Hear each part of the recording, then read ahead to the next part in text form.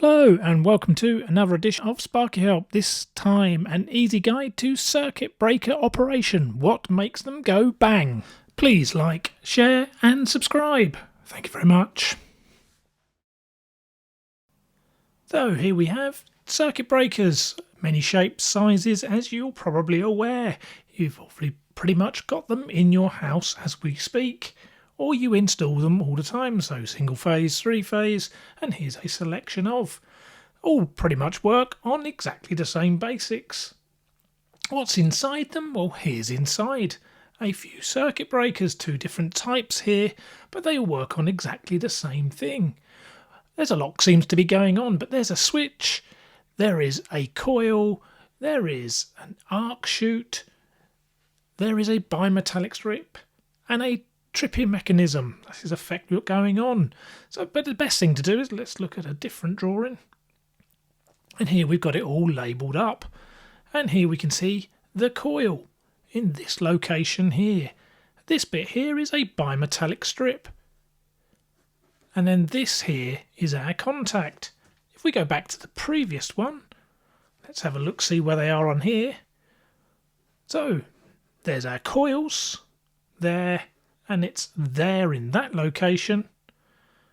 Whereas the bimetallic strip on this one, the bimetallic strip on this one is this location here. And this is the switch. And this is the tripping mechanism. Over on here, we've got the coil, as we've already said. The bimetallic strip is in here. If you can see that. This is the switching mechanism. And all of this is the tripping mechanism. These things here are known as the arc chutes, which is where the spark will go and hopefully suppress it and put it out. Like I say, there's a lot going on inside there. So let's make it even more basic. Obviously, when we put a cable onto this, one goes in one side and the bus bar connects to the other. So it passes through it. But what I've drawn here is just a simple drawing. So there would be the line going in. This would connect to your bus bar. That would the line come out. That would come out the other side, but I've just drawn this for ease, just to help explain. There's the bimetallic strip. There's the magnetic coil, or the solenoid. The trip switch mechanism, which is this location. And when current passes through, in my drawing, like so, obviously it would pass straight through it. Back to our old friend, the time current characteristics. This is for a 6 amp circuit breaker.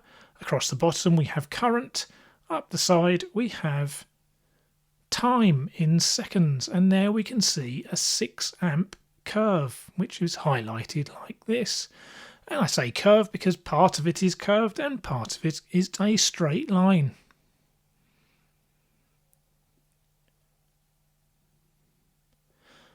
So let's have a look at how this actually works. Let's look at an overload current.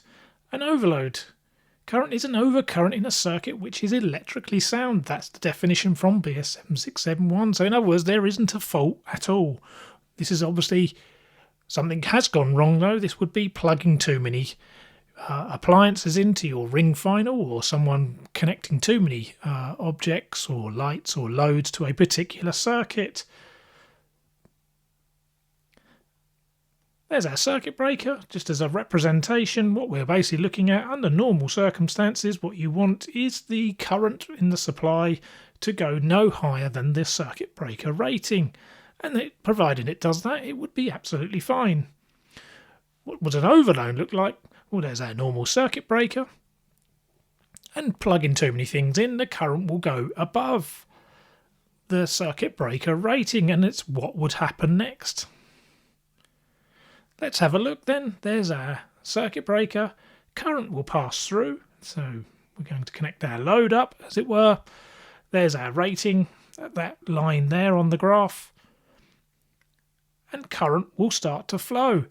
And it will flow around this circuit. And what it will do is it will go in the line and out at the bottom there, but it will pass through the bimetallic strip. As it passes through the bimetallic strip, a bimetallic strip is two dissimilar pieces of metal, both welded together, stuck together, but one will expand more than the other. And when they heat up, because one will expand more than the other, it will bend. And it's bending mechanism that occurs that causes the tripping operation. And that will cause it to go and open the sprung switch. In doing so, an arc will form as it tries to break the current. Now this can take a while to happen. So let's go back to our graphs again. And if we look at this now, this is our supply current running at 6 amps. As you can see, it doesn't cross, this red line does not cross the 6 amp curve. So it shouldn't go. But what happens when we overload it? And there we go up to 10 amps, and it will go along and keep going, and it will take all that time before it crosses that line, and then we read off on approximately 600 seconds, so it'll take about 10 minutes for that circuit breaker to go.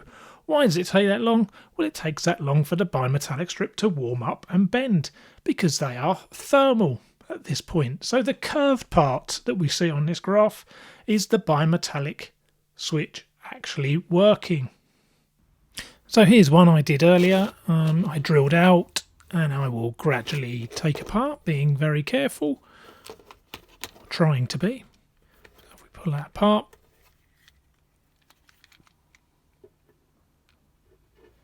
there we have inside a circuit breaker. What I noticed after is that I left one of the pins in place, so the tripping mechanism doesn't quite work. You can see it on the right hand side.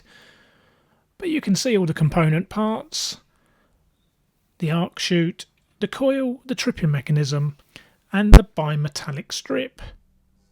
And I'm bypassing it so it doesn't trip, and there you can see, and I've speeded this up somewhat, you can see the bimetallic strip moving. Remember, this would happen over 10 minutes or so. Because they stay warm, here's one under load, that it won't reset, and you could see the arc actually through it then. But even turned off, it takes a while for that bimetallic strip to cool down and therefore be able to be reset. Okay, now let's have a look at short circuit. What would that happen? So an overcurrent resulting from a fault of negligible impedance between live conductors having a different potential under normal operating conditions. That would be between live conductors, but this could also be between line and earth also. So here's our fault current up the side, what the current that would flow, there's our time, there's the rating of our device. If you have a fault of negligible impedance, basically all the current will flow, and it will flow quite quickly. And then it will drop back down to nothing, because hopefully the circuit breaker will operate. Let's have a look at that then, how that would work. So here's our protective device current, and as current passes through, it creates a magnetic field in that coil. And because we've got a lot of current flowing, remember a fault of negligible impedance, which basically means maximum current will flow, this magnetic field will get strong very quickly. In fact, it will go strong so quickly it will become stronger quicker than the bimetallic strip gets a chance to warm up.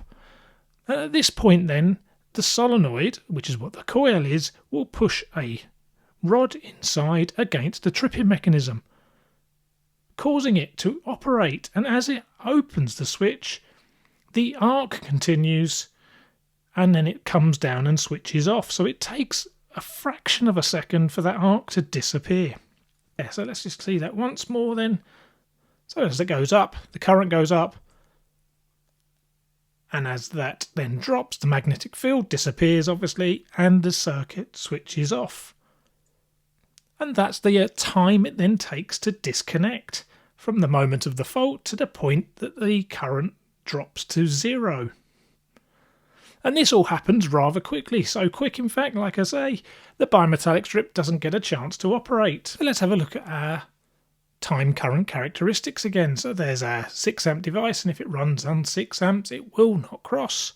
But this time we apply our fault current, it goes really high, and its disconnection time is instantaneous, is said to be, and it will pretty much go in 0.1 of a second with when you reach the threshold of the current that will take it out.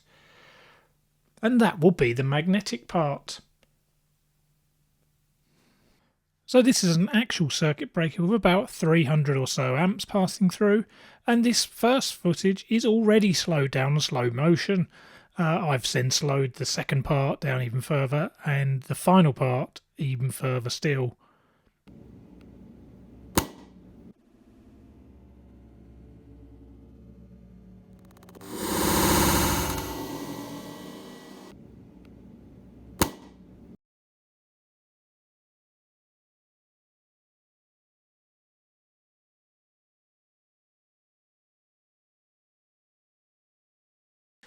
So let's do a quick summary then of what part the circuit breaker will work.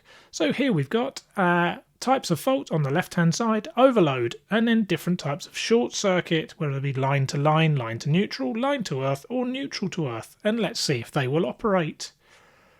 And there you can see the only one that it will not work on is a neutral to earth fault. Which part of the breaker operates each one? And it is only the overload that uses the thermal part, the bimetallic strip. All the rest are magnetic using the coil. So I hope that's been helpful. This is Sparky Help. Thank you very much. Please like, share and subscribe.